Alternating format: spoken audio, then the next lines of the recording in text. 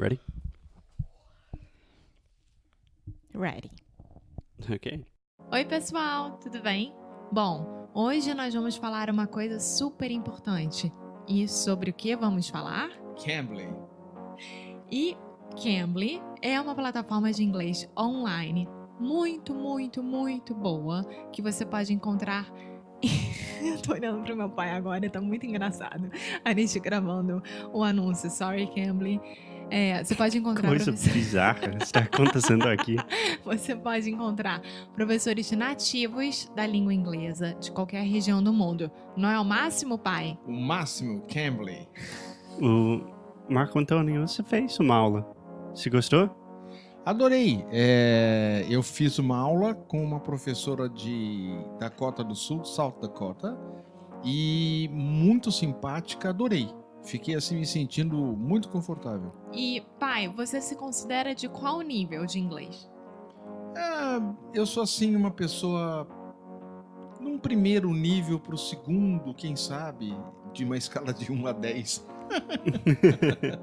Não, meu pai ele compreende muito bem inglês, mas ele tem um pouco de dificuldade por não saber tanto vocabulário e tantas coisas assim. E a aula foi boa? A aula foi ótima. A senhora era muito simpática, me contou um pouco da vida dela, eu contei um pouco da minha. E ela te corrigiu? Bastante. E ela não me deixava às vezes falar, ela fazia eu repetir a palavra 3, 4 vezes, e daí ela fala assim, good boy. A senhora falou good boy.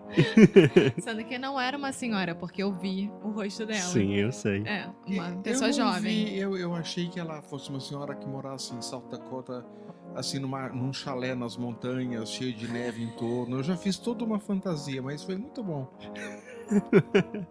Você gostaria de fazer mais uma aula no Cambly? Mais uma, mais duas, sim, sinceramente, eu gostaria de fazer muitas aulas no Cambly. Você porque- pode fazer, porque a gente tem um código para fazer uma aula de graça. Uau! E o código é Inglês no Cru Podcast. Você entra no aplicativo do Cambly ou no site do Cambly e coloca lá direitinho Inglês no Cru Podcast. Então, pai, para quem tem medo de falar inglês, para quem está travado e tem vergonha, qual é o seu conselho? Cambly. Now on with the show. Obrigado, Marco Antônio.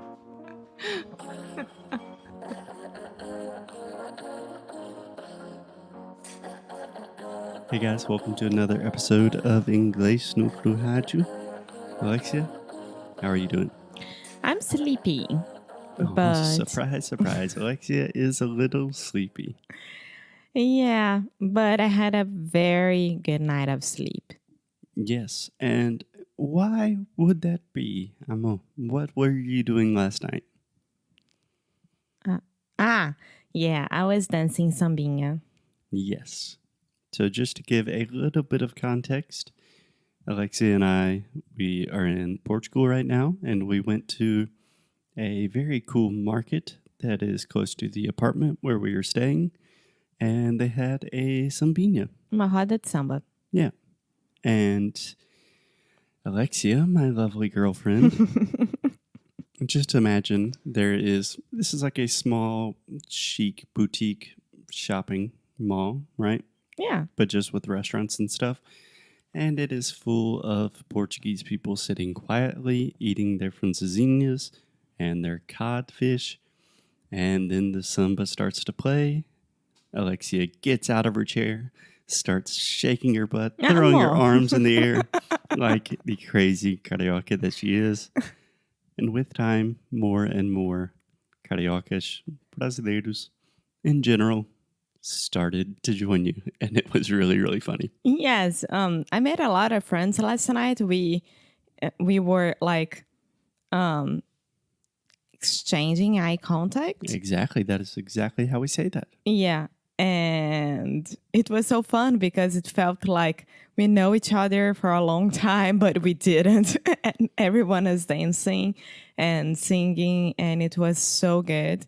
Yeah. And the Roda de Samba was so good as well. Quintal do Samba, they are great. They're great. They're playing again tonight, and I imagine Alexia will probably want to see them again. Maybe, who knows? Yeah, they were really cool. And the singer a lot of people are singing, but the main singer, I'm pretty sure he was Portuguese, right? Yeah, but his accent for Brazilian Portuguese was perfect when he was singing. Yes. Singing, he sounded exactly just like any impeccable samba singer.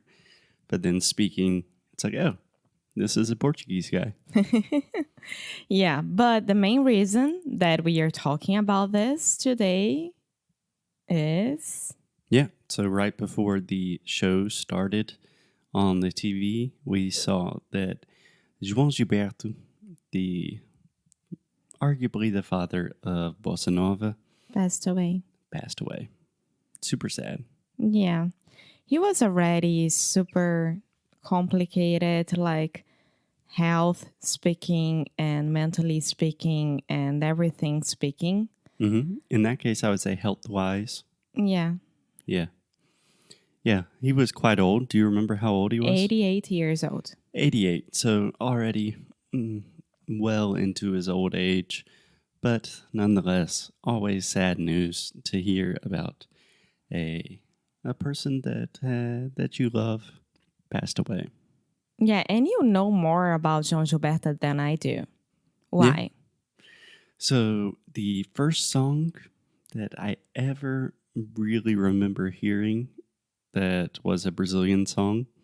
So just to give a little more context, in one of my first Portuguese classes ever, so before I traveled to Brazil for the first time, I did 4 weeks of Portuguese classes in the US. And in like the first week of classes, our teacher said, okay, everyone has to choose a Brazilian song and you have to present the song to the class, which is an awesome thing to do. And that is really, that experience has really affected and impacted the way that I teach, the way I think about music and language. And it was just an awesome idea. So thank you to Professor Hancock, who now I realize doesn't really speak Portuguese that well. He's a Spanish teacher, but he's still really cool. So the song that I chose was Desafinado by João Gilberto. Mm-hmm. And that was the first song that I thought about, the first song that I listened to. And it's still probably one of the most important songs to me in Portuguese. Yeah, and it's beautiful. It's a beautiful song, musically, lyrically.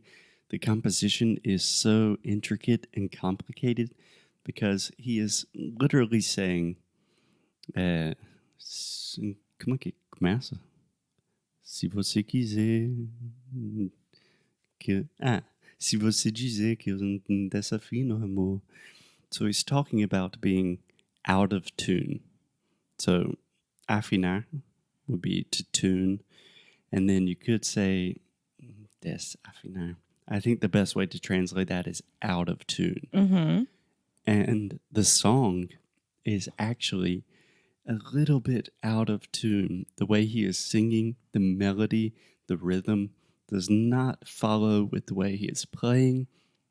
So for all musicians, it's like, holy shit, this is some really, really second level thought that he is putting into this. And he was a genius. Yeah, and totally novel, totally new for Brazilian music at the time. So this was late 60s, I imagine. Yeah, I think a little bit before than late 60s. I want to say 1964. That could be totally wrong. But this was when samba was Brazilian music. And yeah. then you have this guy almost whispering, playing guitar in a different way that wasn't totally like a normal samba. He's mixing elements of jazz. He is singing about, my holy flex and all of these things. Just very intimate lyrics, very intimate music, and really different and really beautiful. And people say that he was very eccentric as well, that he used to have a lot of funny stories with all the main characters from Bossa Nova. Hmm. And I was reading, one of this is like one day he called Elba Ramalho. And he was like, Elba, could you buy, how do you say that? Baralho. The cards, you know? Cards for what? The cards to play. Oh, yeah. We say playing cards. But how do I say the thing that you need to buy? The deck. A deck of cards. Yeah. Could you buy a deck of cards for me? And Elba was like, huh? Why? And he was like, just please, Elba, do that. You know how I am. I don't go out that much. And I know that you know where to find it because you love to play as well. And then Elba was like, okay, I'm going to go. And during this time, no one had cell phones or anything like that. He had to call like Elba's phone home. And then Home phone. home phone. Phone home would be E.T. E.T. phone home. Yes, I love this movie. Okay. Home phone, or you could say a fixed line, Yeah. which almost everyone still has nowadays. And We that do. really, really pisses me off. Foster. It's just very annoying when you get cable and internet, they scam you into also buying a house line. Okay. So That's a different podcast. Sorry. Foster. Elba went out and she went to a bar where she knew that she could buy a deck of cards. And she bought it, went to João Gilberto's house, which I think he always lived at the same place in Leblon, Rio. He's from Bahia, but he moved to Rio very early in his life. So he was considered Menino do Rio. Mm-hmm. And then Menino do Rio. and then Elba got there. She rang the campainha. Yeah, the doorbell. Yeah, the doorbell. And he was like, hey, Elba, you can put it under the door. And Elba was like, no, João, you're going to open this door for me. And he was like, no, you know how my house is. I don't like it. Da, da, da. And she stayed there for 1 hour trying to convince him to open the door. But she was defeated. And she had to pass all the cards one by one under the door. And then she left. What do you think he was doing in there? I think that he liked his loneliness and like he really appreciated his friends and the people he used to know during his lives, but he didn't want to let people inside his life and his house. I don't know. Yeah, he seems to be a very isolated figure, which I totally relate to. And I think that's one of the reasons I love him, because he seems like this weird, quiet genius. And that's the way I consider myself, a weird, quiet genius. Yeah, but you're not quite as quiet. Oh, I thought you were going to say quite as much of a genius. No, as Thank you. him. Thank you. The other story is very funny as well. He called a guy who was known as a great guitar tuning. Yeah, I mean, you could say someone that tunes guitars. Yeah. And he called this guy that I honestly forgot the name. And he was like, hey, fulano. And this is João. And then this guy was like, hi, João. And he didn't know which João it was because João is a pretty normal, regular name, right? Yeah. Hey, it's John. Yeah. And then he was like, so someone gave me your number and I would like you to tune my guitar. And then this guy started to listen to this João's voice and he was like, is it João Gilberto? I imagine it is João Gilberto. And then he discovered it was João Gilberto. And then he was like, okay, João, you can bring your guitar. You can come into my place because I do everything here. And then João was like, oh, I don't go out very much. You know how I am.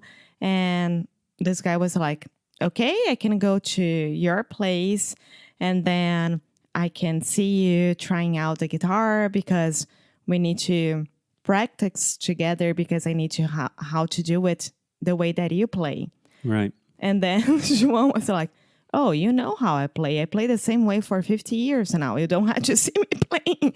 You don't have to be at the same place with me So at the you same can just time. slide the guitar under the door, please. And then, I don't know, this guy went there, but he didn't see João at all. He only grabbed the guitar and that's it. That's really funny. Yeah. So João Gilberto, his voice is unmistakable. He is unmistakably a genius who had a huge impact on Brazilian music, and he seemed to be kind of an eccentric, strange person. So essentially everything we love here at English no Cru. Yes, so I'll see you guys tomorrow. Yes, hats off to our friend, the late great João Gilberto, and we will leave you with this little piece of Desafinado. Okie dokie. Ciao. Bye. Eu possuo apenas o que Deus me deu. Se você insiste em classificar meu comportamento diante musical, eu mesmo mentindo devo argumentar que isto é bossa nova, que isto é muito natural. O que você não sabe nem sequer pressente é que os desafinados também